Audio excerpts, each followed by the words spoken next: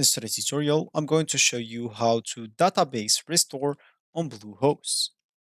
So the first thing this would like to do, of course, is just go and open whatever browser you're going to use to follow this tutorial steps with. Here in my case, I'm actually using Brave.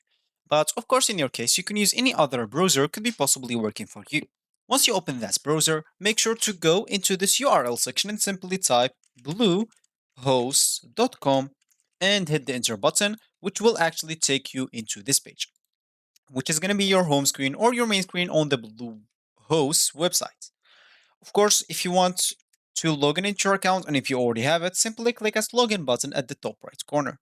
And if you don't have an account, you'll have to click at get started or simply because this choice will get you to choose a plan and it's going to be a bit expensive because you will have to commit with them for 1 year. You can simply just go and buy your own domain by clicking at this domains option right here. And of course, it will take you to the page that will give you the opportunity to buy your domain from, and from there you can start and create your account with that way also. So for me, I'm just going to click at login, which will log in into my account directly because I already logged in into my account in this PC.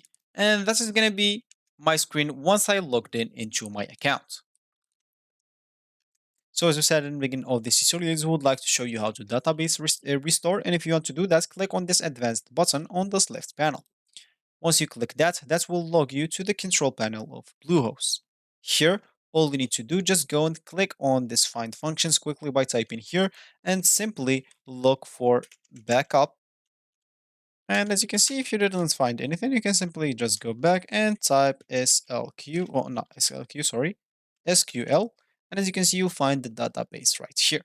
Here, you can actually click on this my SQL database, which will open this for you. Here, of course, all you need to do now and scroll down a bit, then simply click on this repair database, which will actually restore all the database that you have into your account on Bluehost. So this will be actually for this tutorial. I hope you like it. Thank you guys for watching and goodbye.